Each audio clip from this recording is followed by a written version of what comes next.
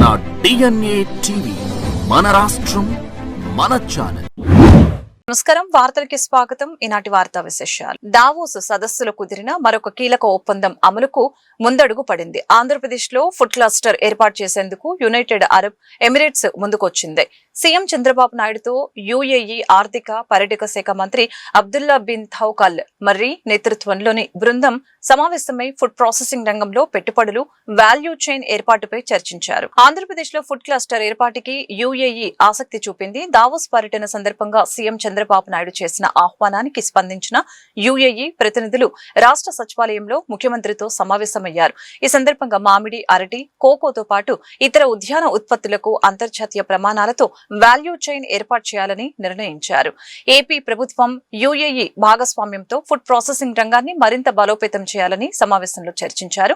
ఈ భేటీలో మంత్రి టీజీ భరత్, ఫుడ్ ప్రాసెసింగ్ పరిశ్రమలు, ఈడీబీ ఉన్నతాధికారులు పాల్గొన్నారు. గుంటూరులో మహిళపై దాడి ఘటనను నిరసిస్తూ వైసీపీ ఆధ్వర్యంలో లార్జ్ సెంటర్లో ధర్నా నిర్వహించారు. ఈ సందర్భంగా మాజీ మంత్రి అంబటి రాంబాబు, రాష్ట్ర ప్రభుత్వం, పోలీస్ వ్యవస్థ, గుంటూరు ఎమ్మెల్యే గల్లా మాధవిపై తీవ్ర విమర్శలు చేశారు. మహిళపై జరిగిన ఘటనలు సకాలంలో స్పందించలేదని ఎమ్మెల్యేపై ఆరోపిస్తూ ఆమెపై పరువు నష్టం దావాలను ఎదుర్కొనేందుకు సిద్ధమని అంబటి ప్రకటించారు. ఘటన జరిగిన సమయంలో ఎమ్మెల్యే గల్లా మాధవి స్పందించి ఉంటే పరిస్థితి ఇంతవరకు వచ్చేది కాదని తెలియజేశారు. తనపై పరువు నష్టం దావా వేస్తామని ఎమ్మెల్యే చెప్పారని, తాను అలాంటి కేసులను ఎదుర్కొనేందుకు సిద్ధంగా ఉన్నానని తెలియజేశారు. ముఖ్యమంత్రి చంద్రబాబు నాయుడు సీఐ సత్యనారాయణను కాదు, ఎమ్మెల్యే గల్లా మాధవిని సస్పెండ్ చేయాలని డిమాండ్ చేశారు. సత్యనారాయణ ఏం చెప్పాడు, ఒకసారి కూర్చోండి. రీళ్లు గల్లా మాధవ్ గారి దగ్గర ముందు వెళ్ళారు. గల్లా మాధవ్ గారు ఎండార్స్ చేస్తే నేను కేసు రిజిస్టర్ చేశాను చెప్పాడా చెప్పలేదా? నేను చెప్పానా, పోలీస్ ఆఫీసర్ చెప్పాడా? అసలు వాళ్ళు ఏం చెప్పారు? మేము డైరెక్ట్ గా పోలీస్ స్టేషన్కి వెళ్ళామండి, పోలీస్ స్టేషన్ లో మమ్మల్ని కూర్చోబెట్టారని వాళ్ళు చెప్పారుగా. మరి ఆయన ఏంటి సత్యనారాయణ గారు పాపం గల్లా మాధవ్ దగ్గరికి వెళ్ళని చెబుతున్నారు. గల్లా మాధవ్ గారు చెప్పిన తర్వాతే, ఎండార్స్ చేసిన తర్వాతే కేసు రిజిస్టర్ చేశాను చెప్పి ఇంతకన్నా సాక్ష్యం ఏం కావాలి? వాళ్ళ మాటలు బట్టి అర్థం అవుతుంది. నిన్న ఒక ఆయన చెప్పాడు వాళ్ళని అరెస్ట్ చేశారని చెప్పట్లా, వాళ్ళు సరెండర్ కాలేదంట. అంటే వాళ్ళ తరపున ఉంది, అందుకనే సరెండర్ మాట వచ్చింది. సరెండర్ అని ఎప్పుడు అంటారు? మనం ముద్దాయిలు వెళ్ళి కోర్టులో హాజరు కాకుండా పోలీస్ స్టేషన్కి వచ్చి సరెండర్ అయితే సరెండర్ అంటారు.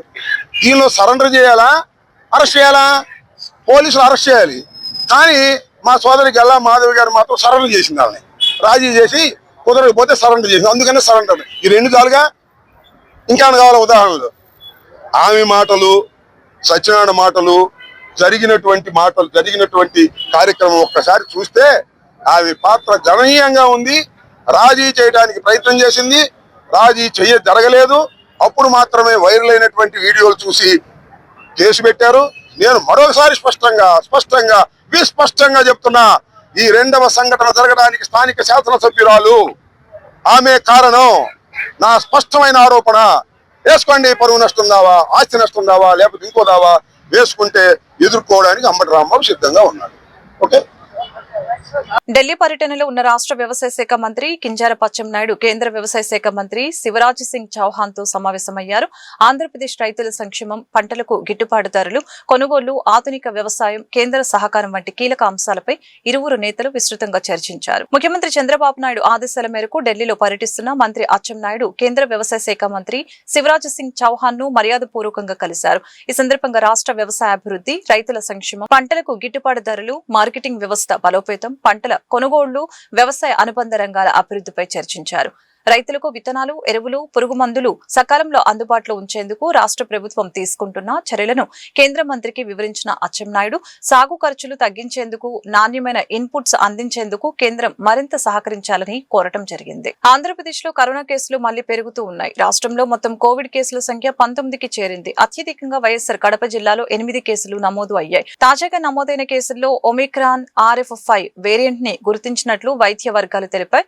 అయితే ఈ వేరియంట్ పై ప్రజలు ఆందోళన చెందవలసిన అవసరం లేదని ఆరోగ్య శాఖ స్పష్టం చేసింది. ఆంధ్రప్రదేశ్ లో కోవిడ్ కేసులు క్రమంగా పెరుగుతూ ఉన్నాయి. రాష్ట్రంలో మొత్తం 19 కేసులు నమోదు అయ్యాయి. వీటిలో వైఎస్ఆర్ కడప జిల్లాలో అత్యధికంగా 8 కేసులు నమోదు కాగా, గుంటూరు, కాకినాడ జిల్లాలో 2, విశాఖపట్నం, ఏలూరు, నెల్లూరు, ఎన్టీఆర్ జిల్లాలో 1 కేసు నమోదైనట్లు అధికారులు తెలిపారు.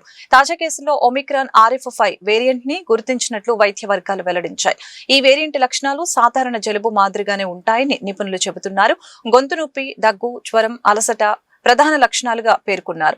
సింగపూర్ తో పాటు పలు ఆగ్నేయాసియా దేశాల్లో ఈ వేరియంట్ కేసులు నమోదవుతున్నప్పటికీ ప్రస్తుతం ప్రజలు భయపడవలసిన అవసరం లేదని ఆరోగ్య శాఖ సూచించింది. గుంటూరులో మహిళపై జరిగిన ఘటనను నిరసిస్తూ వైఎస్ఆర్ కాంగ్రెస్ పార్టీ రాష్ట్ర మహిళా విభాగం పిలుపు మేరకు విజయవాడ తుమ్మలపల్లి కళాక్షేత్రంలోని డాక్టర్ బిఆర్ అంబేద్కర్ విగ్రహం వద్ద నిరసన కార్యక్రమం నిర్వహించారు. ఈ కార్యక్రమంలో గుంటూరు మహిళ ఘటనను తీవ్రంగా ఖండిస్తూ రాష్ట్ర ప్రభుత్వం వెంటనే స్పందించి బాధితులపై కఠిన చర్యలు తీసుకోవాలని డిమాండ్ చేశారు. మాజీ మేయర్ రాయన భాగ్యలక్ష్మి ఆధ్వర్యంలో జరిగిన ఈ కార్యక్రమంలో మాజీ ఎమ్మెల్యేలు మల్లాది విష్ణు, వెల్లంపల్లి శ్రీనివాస్, జిల్లా అధ్యక్షులు దేవినేని అవినాష్, రాష్ట్ర మహిళా అధ్యక్షురాలు వరదు కళ్యాణి, ఎమ్మెల్సీ కల్పలత రెడ్డితో సహా పార్టీ నాయకులు, మహిళా కార్యకర్తలు పాల్గొన్నారు.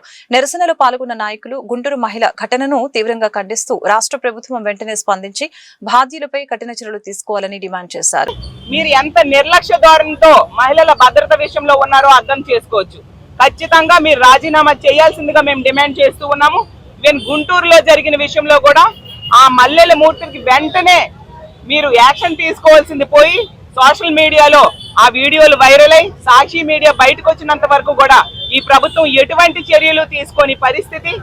హోంమంత్రి గారు అసలు కనీసం స్పందన లేదు. ఈ రోజు కూడా ఒక మహిళా హోంమంత్రిగా ఆ కుటుంబం దగ్గరికి వెళ్ళి ధైర్యం చెప్పాల్సిన బాధ్యత మీ మీద లేదా అని నేను అడుగుతూ ఉన్నాను. ఖచ్చితంగా మీరు రాజీనామా చేయాలి. అలాగే పవన్ కళ్యాణ్ గారు ప్రశ్నిస్తానని పార్టీ పెట్టారు, మనందరము చూసాం. మరి మహిళా రక్షణ కోసం భారీగా చట్టాలు తీసుకొస్తాను, కఠినమైన బలమైన చట్టాలు తీసుకొస్తానని పవన్ కళ్యాణ్ గారు చెప్పడం జరిగింది. మరి మీరు తెచ్చిన బలమైన చట్టాలు ఏవి పవన్ కళ్యాణ్ గారు? ఎక్కడున్నాయి ఆ చట్టాలు అని నేను అడుగుతూ ఉన్నాను. బలమైన చట్టాల మాట దేవుడెరుగు. మీరెందుకు ఇంత బలహీనం అయిపోయారు? ఇన్ని సంఘటనలు జరుగుతున్నా మీరెందుకు స్పందించట్లేదు అని మిమ్మల్ని అడుగుతూ ఉన్నాను. ఎక్కడున్నారు మీరు? అలాగే ఈ తెలుగుదేశం పార్టీ గవర్నమెంట్ లో తెలుగుదేశం పార్టీ నాయకులే మహిళల్ని ఇలా వివస్వలు చేసి దాడి చేస్తూ ఉంటే మీరెందుకు స్పందించట్లేదు? మీ గొంతు ఎందుకు ఇప్పుడు మోగబోయింది? అంటే మీరు స్పందించకపోతే జరుగుతున్న పరిణామాలకి మీరు యాక్సెప్ట్ చేస్తున్నట్టుగా, మద్దతు ఇస్తున్నట్టు. నిన్న 15వ తారీఖున ఏదైతే గుంటూరు నగరంలో అమానుష్యమైన ఒక సంఘటన, ఒక మహిళని నడి రోడ్డు మీద ఒక ఇజ్రాయిల్ చేత వివస్త్రణ చేయటం అన్నది చాలా దారుణమైన పరిణామం. ఈ ప్రపంచంలోనే భారతదేశంలోనే కొత్తగా ఒక సంస్కృతిని తీసుకొచ్చారు. అదేంటండి? ఇజ్రాయిల్ చేత దాడులు చేయించడం. ఇది కొత్త నాందికి వీళ్ళు శ్రీకారం చుట్టినట్టు, ఇది కొత్త రౌడీయిజాన్ని ఒకటి కూటమి నాయకులు సృష్టించినట్టు ఈరోజు మనం చెప్పుకోవచ్చు. ఎంత దారుణమైన పరిస్థితులు అంటే, ఒక ఇజ్రాయెల్ చేత ఒక మహిళను ఆ రకంగా అవమానకరంగా నడి రోడ్డు మీద ఆమె కుటుంబానికి జరిగిన అవమానం కానీ, ఆమెకి జరిగిన అవమానం కానీ చంద్రబాబు నాయుడు గారు కానీ, నారా లోకేష్ గారు కానీ, పవన్ కళ్యాణ్ గారు కానీ, లేకపోతే హోమ్ మినిస్టర్ అనిత గారు కానీ ఏ రకంగా వీళ్ళు ఆ ఒక అవమానాన్ని పూడ్చగలరు? ఈరోజు ఆ మహిళకి ఏ రకంగా వీళ్ళు న్యాయం చేయగలరు? ఆమె గొడవ జరిగిన రోజే 10,000 రూపాయలు నాకు లంచం అడుగుతున్నాడు, నా ఇంటి ముందు నా బోరు నేను వేసుకోవటానికి నేను ఎందుకు లంచం ఇవ్వాలి అని చెప్పి ఏదైతే 15వ తారీఖు 3 గంటలకి ఆమె పోలీస్ స్టేషన్కి వెళ్ళి కంప్లైంట్ ఇవ్వడానికి వెళ్తే ఆమెను 3-4 గంటల సేపు అక్కడ నివిరించి ఆమె దగ్గర కంప్లైంట్ కూడా తీసుకోకుండా ఆమె గాయాలతో వెళ్తే నీ గాయాలకి మందు వేయించుకో అని చెప్పి హాస్పిటల్కి పంపించారు. హాస్పిటల్కి వెళ్ళి ఆమె గాయాలకి మందు వేయించుకొని ఇంటికి వచ్చేసరికి ఎవరైతే మల్లెల మూర్తి అన్న వ్యక్తి గుడివాడ ఎమ్మెల్యే వెనిగండ్ల రాము రైతు పాత్రలోకి దిగారు. రైతుల సమస్యల్ని ప్రత్యక్షంగా తెలుసుకునేందుకు గుడ్లవల్లేరు మండలంలో 11 ఎకరాల భూమిని కౌలుకు తీసుకుని స్వయంగా వ్యవసాయం ప్రారంభించారు. ఈ వినూత్న నిర్ణయాన్ని ముఖ్యమంత్రి చంద్రబాబు అభినందించారు. వ్యవసాయ రంగంలో క్షేత్రస్థాయి వాస్తవాలను తెలుసుకోవాలనే ఉద్దేశంతో గుడివాడ ఎమ్మెల్యే వెనిగండ్ల రాము స్వయంగా రైతుగా మారారు. గుడ్లవల్లేరు మండలం కూచికాయలపూడి గ్రామంలో 11 ఎకరాల భూమిని కౌలుకు తీసుకుని నారుమడి వేయడం, పొలం గట్లు మెరక చేయడం, విత్తనాలు వెదజల్లడం వంటి పనుల్లో స్వయంగా పాల్గొన్నారు. 3 ఎకరాల్లో మైసూరు మల్లిక ఆర్గానిక్ వ్యవసాయం, మిగిలిన 8 ఎకరాల్లో బీపీటీ వరి సాగు చేస్తున్నట్లు ఎమ్మెల్యే వెల్లడించడం జరిగింది. గుడివాడలో జరిగిన కార్యకర్తల సమావేశంలో ఈ విషయాన్ని తెలుసుకున్న ముఖ్యమంత్రి చంద్రబాబు, ప్రజాప్రతినిధులు క్షేత్రస్థాయిలో ప్రజల సమస్యలను అర్థం చేసుకుని పనిచేస్తేనే పరిపాలన సార్థకమవుతుందని ఎమ్మెల్యే రామును అభినందించారు. రైతులు అధికారులు చెబుతున్న విషయాలని స్వయంగా అనుభవించి ప్రత్యామ్నాయ పంటలపై అవగాహన పెంచుకోవాలనే ప్రయత్నమేనని ఈ సందర్భంగా తెలియజేశారు. ఎమ్మెల్యే రాము చేపట్టిన ఈ వినూత్న ప్రయత్నాన్ని రైతులు, ప్రజలు, కూటమి నాయకులు అభినందిస్తున్నారు. దేశ రాజధాని ఢిల్లీలో శాంతియుతంగా నిరసన తెలుపుతున్న విద్యార్థులు, యువకులపై పోలీసులు లాఠీచార్జి చేసి టియర్ గ్యాస్ ప్రయోగించడాన్ని కమ్యూనిస్టు పార్టీ ఆఫ్ ఇండియా జాతీయ కార్యదర్శి కె రామకృష్ణ తీవ్రంగా ఖండించారు. జాతీయ పరీక్షలో జరిగిన తీవ్ర లోపాలకు బాధ్యత వహిస్తూ కేంద్ర విద్యాశాఖ మంత్రి ధర్మేంద్ర ప్రధాన్ తక్షణమే తన పదవికి రాజీనామా చేయాలని రామకృష్ణ డిమాండ్ చేశారు. నిరసనలో భాగంగా సోమవారం తలపెట్టిన చలో పార్లమెంటు కార్యక్రమాన్ని భగ్నం చేసేందుకు వేలాది మంది పోలీసులను మోహరించి విద్యార్థుల్ని ఎక్కడికక్కడ అడ్డుకున్నారని ఈ సందర్భంగా విమర్శించారు. ఈ సందర్భంగా పోలీసులు శాంతియుత నిరసనకారులపై లాఠీచార్జి చేయడం, అశ్రు నాయువు ప్రయోగించడం దుర్మార్గమని తెలిపారు. ఇవాళ దేశ రాజధానిలో గత నెల రోజులుగా పెద్ద ఎత్తున విద్యార్థులు, యువకులు, అన్ని విద్యార్థి సంఘాలు ధర్నా చేస్తూ ఉంటే, ప్రత్యేకించి సిజేపీ ఆధ్వర్యంలో కాక్రోచ్ జనతా పార్టీ నాయకుడు అభిజిత్ దీప్కే ఆధ్వర్యంలో పెద్ద ఎత్తున పోరాటం కొనసాగుతున్నా సరే ఈ ప్రభుత్వం ఏమాత్రం కూడా స్పందించలేదు. చివరికి పర్యావరణవేత్త సోనం వాంగ్చుక్ కూడా దాదాపు 22 రోజుల పాటు అక్కడ దీక్ష చేయడం జరిగింది. ఇంత జరిగినా సరే ఈ ప్రభుత్వం మొండిగా వ్యవహరిస్తూ కనీసం వారితో చర్చలు కూడా చేయకుండా ఈరోజు వారు చలో పార్లమెంటు పిలుపుకోవడానికి కారణభూతమైంది. ఈరోజు చలో పార్లమెంట్ కోసం వేలాది మంది విద్యార్థులు వస్తూ ఉంటే వారందరూ అక్కడ చేరకుండా వివిధ రకాలుగా వేలాది మంది పోలీసుల్ని మోహరించి ఎక్కడికక్కడ వాళ్ళందరినీ కూడా ఆపేశారు. అయినా సరే వేల సంఖ్యలో వారందరూ కూడా జంతర్ మంతర్ చేరుకున్నారు.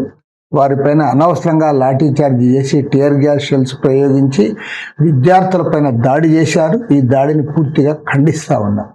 ఒకవైపు ప్రధానమంత్రి నరేంద్ర మోడీ ఈ దేశ యువతను పొగుడుతూ వారందరూ కూడా ఇవాళ విక్రమ్-1 సక్సెస్ అయిందనే పేరుతో వారిని పొగుడుతూ ఉన్నారు.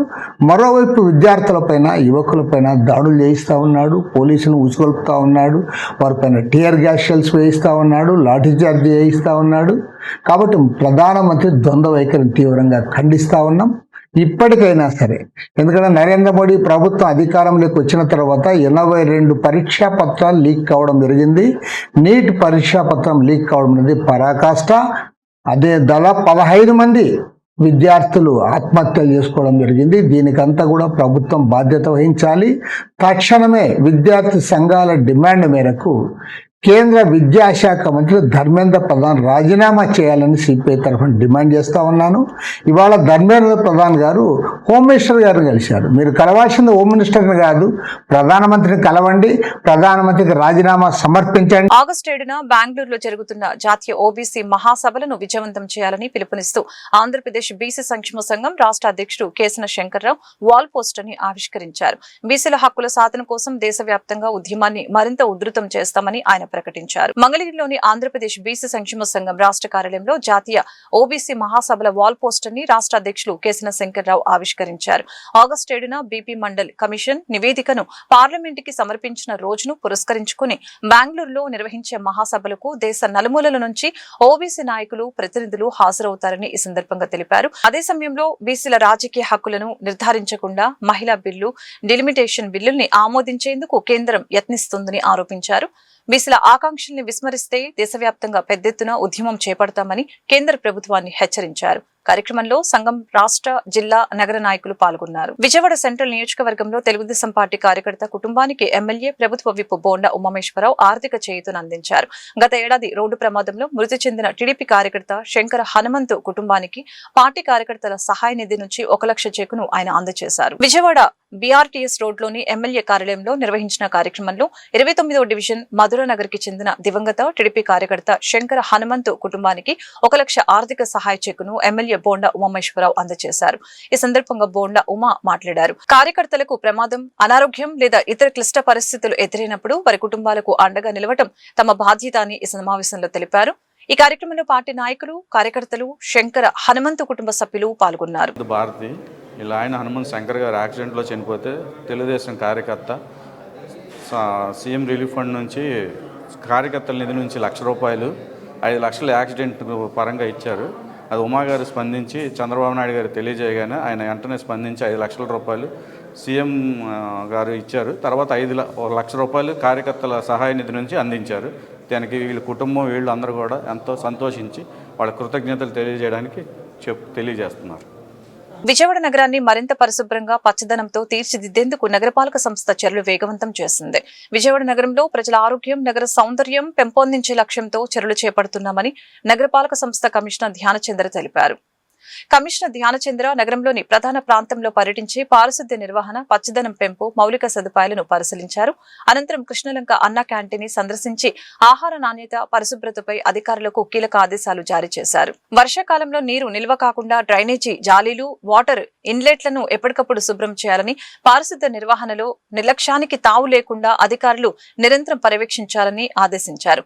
క్యాంటీన్ ను ప్రతిరోజు నిర్ణీత సమయంలో ప్రారంభించి లబ్ధిదారులకు ఎలాంటి అసౌకర్యం కలగకుండా అన్ని ఏర్పాట్లు చేయాలని అధికారులకు సూచించారు. ఆర్టీసీ ప్రైవేటీకరణ నిర్ణయాన్ని ప్రభుత్వం వెంటనే వెనక్కి తీసుకోవాలని Vijayawada depot RTC employees union, TNTUC కార్మిక సంఘాల నాయకులు డిమాండ్ చేశారు. ప్రైవేటీకరణ కొనసాగితే రాష్ట్ర వ్యాప్తంగా ఆందోళన ఉధృతం చేస్తామని హెచ్చరించారు. గవర్నర్పేటలో ఆర్టీసీ ప్రైవేటీకరణ నిర్ణయాన్ని ప్రభుత్వం వెంటనే వెనక్కి తీసుకోవాలని Vijayawada depot RTC employees union, TNTUC కార్మిక సంఘాల నాయకులు ధర్నా నిర్వహించడం జరిగింది. ఈ సందర్భంగా నిర్వహించిన మీడియా సమావేశంలో వారు ప్రభుత్వ విధానాలపై తీవ్ర అభ్యంతరం వ్యక్తం చేశారు. 2030 నాటికి రాష్ట్రానికి సుమారు 11,000 బస్సులు అవసరమవుతాయని, ప్రస్తుతం తగిన సంఖ్యలో బస్సులు లేక ప్రయాణికులు తీవ్ర ఇబ్బందులు పడుతున్నారని ఆరోపించడం జరిగింది. ఆర్టీసీని బలోపేతం చేసే చర్యలు చేపట్టాలని, లేకపోతే రాష్ట్ర వ్యాప్తంగా ఉద్యమాన్ని మరింత ఉధృతం చేస్తామని కార్మిక సంఘాల నాయకులు హెచ్చరించారు. పేరు వై శ్రీనివాసరావు, విజయవాడ జనరల్ కార్యదర్శి ఎంప్లాయీస్ యూనియన్. అలాగే సోదరులు జాయింట్ యాక్షన్ కమిటీలో ఎన్ఎంయు, అలాగే టీఎన్టీసీ కార్యక్రమ సోదరులు అందరూ ఉన్నారు. అందరికీ నమస్కారం. ఏదైతే ఆర్టీసీని ప్రైవేటు పరం చేస్తున్నారనేటువంటి డిమాండ్ మీద, అలాగే పిఆర్సీకి రావాల్సినవి, అలాగే స్త్రీశక్తి పథకం వల్ల వస్తున్నటువంటి ఇబ్బందులు, అలాగే ప్రయాణికులకి ఆర్టీసీని దూరం చేయడానికి చేస్తున్నటువంటి కార్యక్రమాలకి వ్యతిరేకంగా మేము కార్యాచరణని రూపొందించడం జరిగింది. మొదటి దశ కార్యక్రమం కార్యాచరణ ప్రకటించడం, ఆ పోరాటాన్ని కంప్లీట్ చేసుకుని రెండో దశలో కార్యక్రమంలో భాగంగా మన 7-8 తారీఖుల ప్రోగ్రాము ఈ రోజు ఏదైతే ఉందో, మరి రాష్ట్ర వ్యాప్తంగా ఉన్నటువంటి 129 డిపోల్లో కూడాను ఏదైతే ఆర్టీసీని నిర్వీర్యం చేసేటువంటి కార్యక్రమాలకు వ్యతిరేకంగా మరి రాష్ట్రంలో ఉన్నటువంటి ఆర్టీసీ కార్మికులందరం కూడా సంతకాల సేకరణ ద్వారా గౌరవ ముఖ్యమంత్రి గారికి తెలియజేయాలనేటువంటి ఉద్దేశంతో రేపు 27వ తారీఖున మరి కలెక్టర్ గారి స్పందన కార్యక్రమంలో కలెక్టర్ గారి ద్వారా మరి గౌరవ ముఖ్యమంత్రి గారి ద్వారా తెలియజేయడం జరుగుతుంది. అయితే దీనిలో ముఖ్యంగా మేము మనవి చేసేది ఏంటంటే, మరి ప్రభుత్వం కానీ అలాగే మేనేజ్మెంట్ కానీ ఈ అపోహలను నమ్మొద్దు, దుష్ప్రచారాలు నమ్మొద్దని దయచేసి చెప్తా ఉన్నారు. ఆ విషయాలు మాత్రం ఖచ్చితంగా ప్రభుత్వాలు కానీ మీరు కానీ వెనక్కి తీసుకోవాల్సిన అవసరం ఉంది. ఎందుకంటే ఇక్కడ స్పష్టంగా కనపడతా ఉంది, ఏదైతే 2030 నాటికి మరి అన్ని కూడా విద్యుత్ బస్సుల్ని ప్రవేశపెడతా ఉన్నారు. విద్యుత్ బస్సుల్ని మేము మనస్ఫూర్తిగా ఆహ్వానిస్తా ఉన్నాం. ఈ ఆర్టీసీలో వచ్చినటువంటి ఏ కొత్త ఐటెంను కూడా ప్రయాణికులకి మంచి మెరుగైన సేవలు అందించడం జరిగింది. ఈ విద్యుత్ బస్సుల్ని 2030 నాటికి దాదాపు మా రాష్ట్రానికి 11,000 బస్సులు కావాల్సి వస్తే ఇవాళ 700 బస్సులు 750 బస్సులతోనే 9 డిపోలు మూసివేశారు. రేపు రాబోయేటువంటి వాటికి మొత్తం కూడా ప్రైవేట్ రంగం సంస్థ ఇచ్చినప్పుడు ఆర్టీసీ డ్రైవరు, కండక్టరు, మెకానిక్ అధికారులు ఎవరు ఉండరు. మరి అలాంటప్పుడు ఇది ప్రైవేట్ పరమా, ఇంకేదైనా మీరేమైనా పేరు పెట్టదలుచుకున్నారో మేము తెలియజేయాలనుకుంటున్నాము. అలాగే జీసీసీ మోడల్ అంటే కూడా కాంట్రాక్ట్ పద్ధతిలో మీరు చేసేటప్పుడు ఇది ఆర్టీసీ యాంలో ఏమన్నా ఉంటుందేమో తప్పితే ఆర్టీసీ సంబంధించిన బస్సులు కానీ సిబ్బంది కానీ ఉండరు. తద్వారా ఏదైతే ఈ బస్సులు 2030 నాటికి ఏ కంపెనీ ఇస్తుంది, ఎవరిస్తారు అనేటువంటి ఆలోచనలు కూడా. ఇంద్రకీలాద్రిపై ఆషాఢ సారె ఉత్సవాలు భక్తి శ్రద్ధల నడుమ కొనసాగుతున్నాయి. కనకదుర్గమ్మను ఇంటి ఇలవేలుపుగా, ఆడపడుచుగా భావిస్తూ మహిళలు పసుపు కుంకుమలు, గాజులు, చీరలు, సారెలతో అమ్మవారి సన్నిధికి భారీగా తరలి వచ్చారు. ఈ సందర్భంగా దేవస్థానం ఈవో సీనానాయకు భక్తుల సౌకర్యాలను పరిశీలించి శాకాంబరి ఉత్సవాల ఏర్పాట్లపై సమీక్ష నిర్వహించారు. ఆషాఢ సారె ఉత్సవాల 7వ రోజు అయిన మంగళవారం ఇంద్రకీలాద్రిపై మహిళా భక్తులతో సందడి నెలకొంది. కనకదుర్గమ్మను తమ ఇంటి ఇలవేలుపుగా, ఆడపడుచుగా భావించిన మహిళలు పసుపు, కుంకుమలు, గాజులు, చీరలు, సారెలుగా సమర్పించి ప్రత్యేక పూజలు నిర్వహించారు. దేవస్థానం కార్యనిర్వహణాధికారి సీనానాయకు మహామండపం 6వ అంతస్తును సందర్శించి భక్తులకు కల్పిస్తున్న సౌకర్యాలను పరిశీలించడం జరిగింది. అలాగే ఈ సందర్భంగా జూలై 27, 28, 29వ తేదీలో జరగనున్న శాకాంబరి ఉత్సవాల ఏర్పాట్లపై అధికారులతో సమీక్ష నిర్వహించారు. ప్రసాదం, అన్నప్రసాదం ఏర్పాట్లు సంతృప్తికరంగా ఉన్నాయని భక్తులు హర్షం వ్యక్తం చేశారు. గత 21 రోజులుగా పెండింగ్ లో ఉన్న ప్రోత్సాహ ప్రోత్సాహకాలు సబ్సిడీల విడుదల కోసం ఆంధ్రప్రదేశ్ ఎస్సీ ఎస్టీ పారిశ్రామికవేత్తలు అసోసియేషన్ చేపట్టిన మహాధర్నా ముగిసింది. రాష్ట్ర మంత్రి నారా లోకేష్ తో జరిగిన సమావేశంలో సమస్యల పరిష్కారానికి హామీ లభించడంతో ధర్నాను విరమిస్తున్నట్లు అసోసియేషన్ ప్రకటించింది. ఆంధ్రప్రదేశ్ ఎస్సీ ఎస్టీ పారిశ్రామికవేత్తల అసోసియేషన్ ఆధ్వర్యంలో 21 రోజులుగా కొనసాగిన మహాధర్నా ఫలితాన్ని ఇచ్చింది. రాష్ట్ర మంత్రి నారా లోకేష్ ను కలిసిన అసోసియేషన్ ప్రతినిధులు పెండింగ్ లో ఉన్న సబ్సిడీలు ఇతర బకాయిలు విడుదలపై వినతిపత్రం అందజేశారు. ప్రతినిధుల సమస్యల్ని సుమారు 15 నిమిషాల పాటు విన్న మంత్రి నారా లోకేష్ పెండింగ్ లో ఉన్న ప్రోత్సాహకాలు బకాయిలను వీలైనంత త్వరగా విడుదల చేసేలాగా చర్యలు తీసుకుంటామని హామీ ఇవ్వడం జరిగింది. కమిటీ సభ్యులందరూ కలిసి కూర్చొని మాట్లాడుకొని మరి అంతటి స్థాయి వ్యక్తి మనకి కొంత సమయం అడిగినారు. ఆయన గారిని గౌరవిస్తూ ఆగస్టు నెల చివరికల్లా దీని యొక్క సబ్సిడీలు విడుదల కార్యక్రమం యొక్క పనులు ప్రారంభం కాకపోతే మళ్ళొక్కసారి పర్సనల్గా ఆయనకి కలిసి మరి మేము అంతకుముందు కలిసిన దానికి జవాబు తీసుకున్న తర్వాత అవసరమైతే రాష్ట్ర వ్యాప్తంగా ఈసారి పెద్ద ఎత్తున ధర్నా చేయడానికి కూడా వెనకాడము. మాకైతే సంతృప్తిగా 100% మరి లోకేష్ గారు ఇచ్చిన మాట నిలబెట్టుకుంటారనే నమ్మకం అయితే కలిగింది. అట్లాగే మా ముందే మేము అక్కడ ఉండగానే అధికారులకు ఫోన్ చేయడం, వెంటనే ఈ విషయం పట్ల పనులు స్టార్ట్ చేయమని చెప్పడం మాకు చాలా ఆనందకరమైన విషయం. అది మరి మాకు రావాల్సిన బకాయిలన్నీ కూడా రాగానే మళ్ళొక్కసారి మేమందరం రాష్ట్ర వ్యాప్తంగా గ్యాదర్ అయ్యి పాలాభిషేకం చేసి మరి మా కృతజ్ఞతని తెలుపుకుంటాము. లేని ఎడల ఖచ్చితంగా పెద్ద ఎత్తున మహా ధర్నా చేయడానికి కూడా వెనకాడము. ఈ వార్తలు ఇంతటితో సమాప్తం. మరొక బులెటిన్ మళ్ళీ కలుద్దాం. నమస్కారం.